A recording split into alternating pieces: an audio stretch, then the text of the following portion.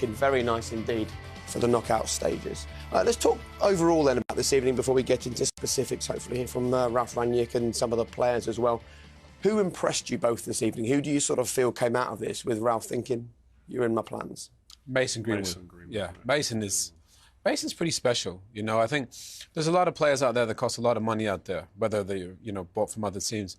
Mason's through the academy, and he's probably the most talented one. So, didn't we know all that already, though?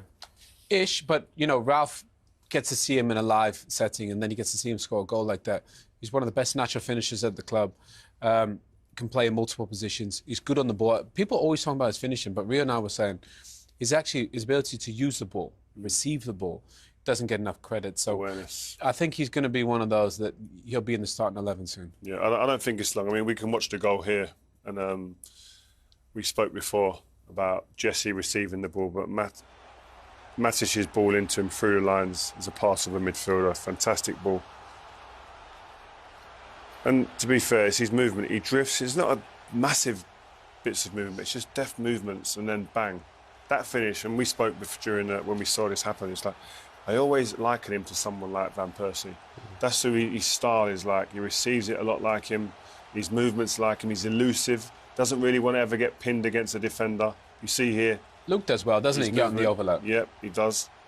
But I'd just like to take it back seriously. Just want to look at his movement again because Luke does great, yeah. But my eyes are only on one man at the moment, and it's him.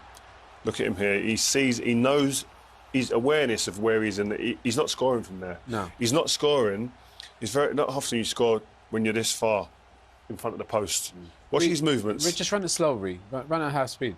Because he's surrounded by people, Jake. Yeah. You know, you think you can't score. He realises, right, it's not coming there. I'll just drop off. Exactly then is that middle movement to get himself a yard away from that defender who's doing well marking him, by the way. That defender's marking him very well. He's at his near post, isn't he? And do you see this as something you can teach young strikers, or is this an instinct? No, he's learned over the years, but it's instinctive as well. He just knows where he needs to be. And he can feel that defender without even actually physically touching him. He can see him in his eye line, but also he can feel that he's probably too tight for me there to be able to score in this area here at the moment. It's probably too tight for me to score in this area here. Yeah, because even if he gets a touch, it's going to go out. It's going to go up. Yeah, so he puts the brakes on, checks out a little bit, gets that little yard of separation, and then it's down to instinctive, beautiful, clinical finishing.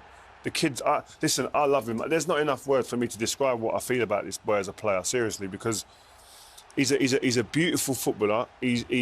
When he came into the team, everyone, like Owen said, everyone just spoke about his finishing because that is what you see straight away. But when you actually break his game down, he's so efficient in what he does, receiving the ball, his body angles, his movement to receive the ball. And what I like about him is very rarely you really see him get tackled. But a lot of the other players out there on that pitch got tackled today. Yeah, turning the ball. There were a lot of turnover. Turning the ball over. He's not like he's very elusive with the ball. He takes the ball away from defenders. He's got so much things that you can love about his game. Yes, there is stuff to work on. He's a young kid. That's inevitable. But this kid, the ceiling for this kid is so high. And I mean, we've got a few examples of his all-round play here. Even pressing.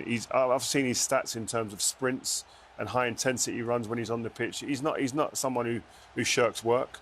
Wants to set the people up for other chances. But the kid, I think, what he could be, man. If he dedicates himself to the game like he is at the moment and continues and keeps that growing and takes the opportunities like he is at the moment, England are missing out at the moment because he can come in and add value to that team as well. That's his gift.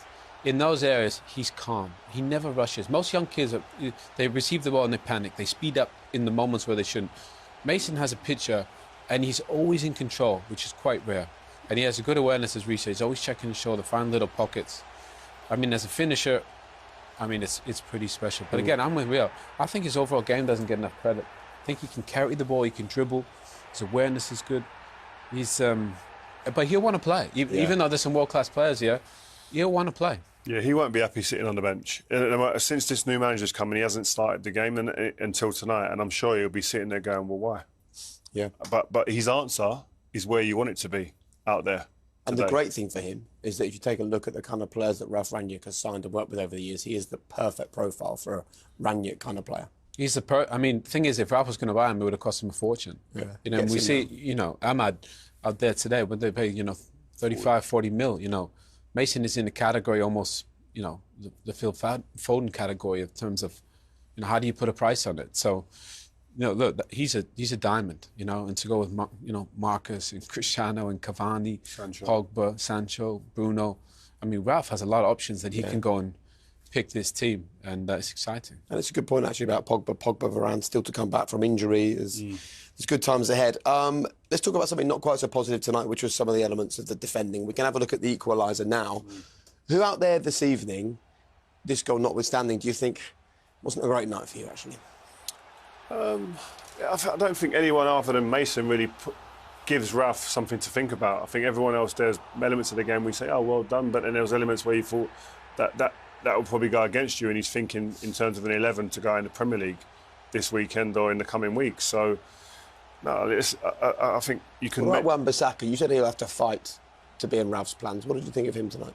Yeah, I just feel with Wan-Bissaka, I think he needs to work on his game with the ball a lot more, and I think that we spoke about it today.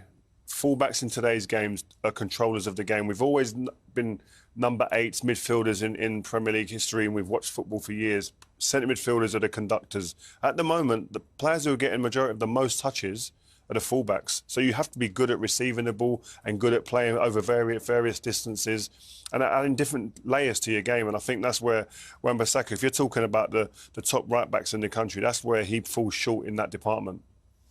Yeah, everybody knows his attributes defensively, you know, and that, which is great. But, you know, to play, we said it before, you know, Reece James, Cancelo, Trent Alexander-Arnold, you know, they get you 10 assists. You know, he doesn't have to get United 10 assists, but you want him to get 5-ish and just put himself in a position where he's crossing the ball, where he's receiving in areas where he can create a bit more. You know, I think at times he looks a bit reluctant to maybe go up there, you know, and I think if he puts himself in those situations more and forms a partnership with Mason Greenwood, then I think there's, you know, he can get those numbers. Nobody's going to get Trent numbers because, you know, he's a bit of an alien. But what is there for him is that you can see it. You know what you got to work on. So sometimes that's the hard part for people to identify, what do I need to work on? But it's there. It's clear for all to see. That's what the manager needs and what he wants. Right, how am I going to now go and enable myself to be able to execute in them situations? That comes with repetition. That comes with training on the training ground all the time and working off the pitch and going with the data people and seeing, well, how can I get better? Going with the coaches on a daily basis. How can I get better? The thing is, Dallow's the opposite, isn't he? Yeah. He's a brilliant crosser of the ball, good at receiving the ball, but defensively, you know, he hasn't always been his best, although he was brilliant against Palace. And Wan-Bissaka's the opposite. So depending on what game it needs, you know, you can pick and choose. Wan-Bissaka always played under Ole, but I think with the way Ralph's going to play, you might see a bit more of Dallow because to get the crosses in for Cristiano. OK, good to get your thoughts. We'll get the thoughts of the Manchester United interim boss when we come back.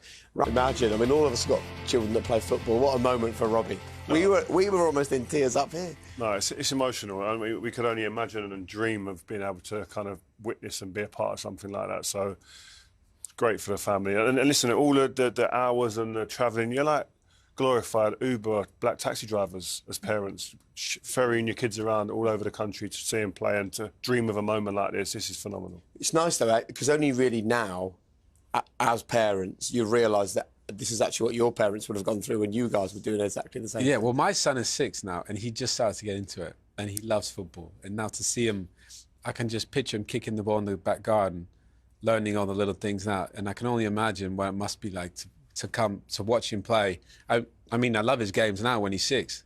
You know, sitting on the side with a bacon sandwich while some chase the ball. I can only imagine what it'd be like see him walk out there. So, pretty amazing for the Savage family. Yeah. 6 teenagers coming on tonight for Manchester United. Charlie was just one of them. Let's talk about United and what happens in the near future, because if you look at their Premier League fixtures, I mean, wow. It's a beautiful run now for Ralph to get his teeth into, isn't it? Yeah, I think the manager he could have handpicked and cherry-picked some games. I think these would have been exactly it. Yeah, because you look at that and you think, wow, there's not many there that you would frighten you or put you on the back foot. I think he's got to go into these thinking, wow, we can come out of this at Southampton. We should be in a really, really good position. That is win. I mean, it should be 30 points? Yeah, no, seriously. You'd hope so. But if you based it on the performances that we've seen before disappointment, you would say, well, I don't know where there could be, I can see banana skins left, right and centre there. Yeah, but look, Villa away, West Ham at home, come on, they're the 2 hardest games from 10. I mean, let's be honest. You know, if United, with the squad that they have, the player, you know, the depth and the experience, they should win all those games. And then you go into the fixtures. Then you got the Champions League knockout phases. You will have Ralph for 3 months. You know, they could be in a place where they could go attack and potentially win a trophy or something. But you know, it's not as easy as that. No, I know you it look isn't. At fixtures like that. I used to do this as a player. You'd look 3 or 4 games down, you think, oh, we should be like 6 or whatever points clear or whatever. And all of a sudden, after the first game, you're thinking, wow, we dropped points there. So it changes quickly. The landscape can change so quick, but you've got to make sure that you just look after the next game. Very good. I can see out of the corner of my eye a certain Ralph Rangnick has joined Des Kelly pitchside. So let's go straight to it live. Des, the floor is yours. Thanks very much. Ralph, it was a Champions League game, but it was also a part experiment and an assessment of the squad. So how do you think it went?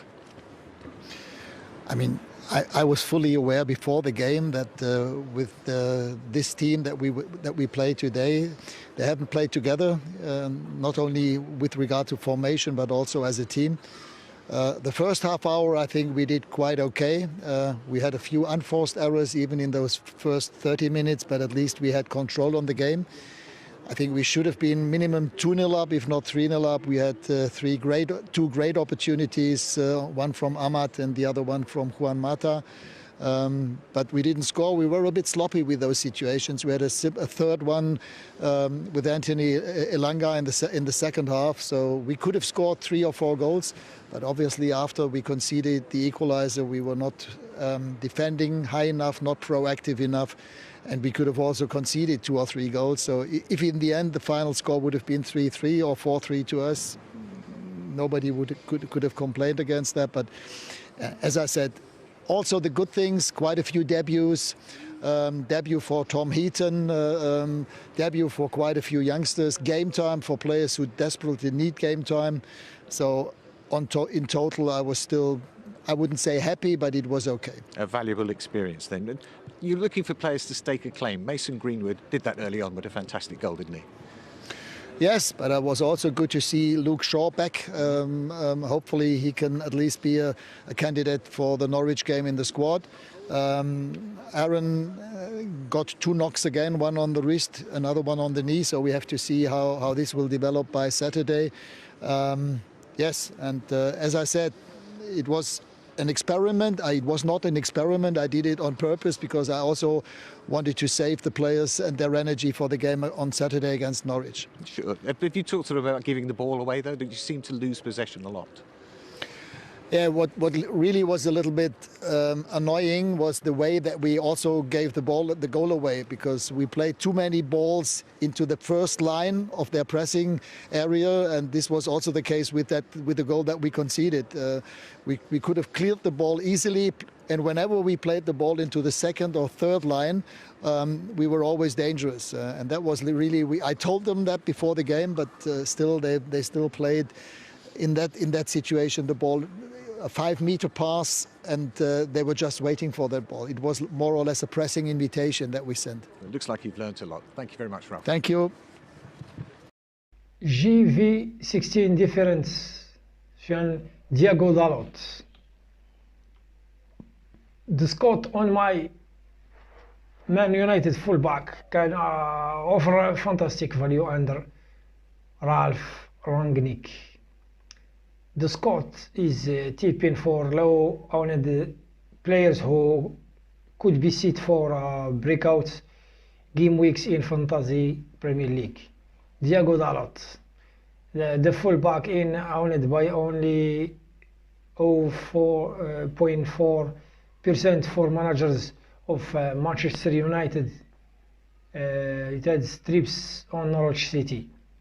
Dalot was preferred to Iron One Bissaka in Rolf Rangnick's first match in change at home to Crystal Palace last week.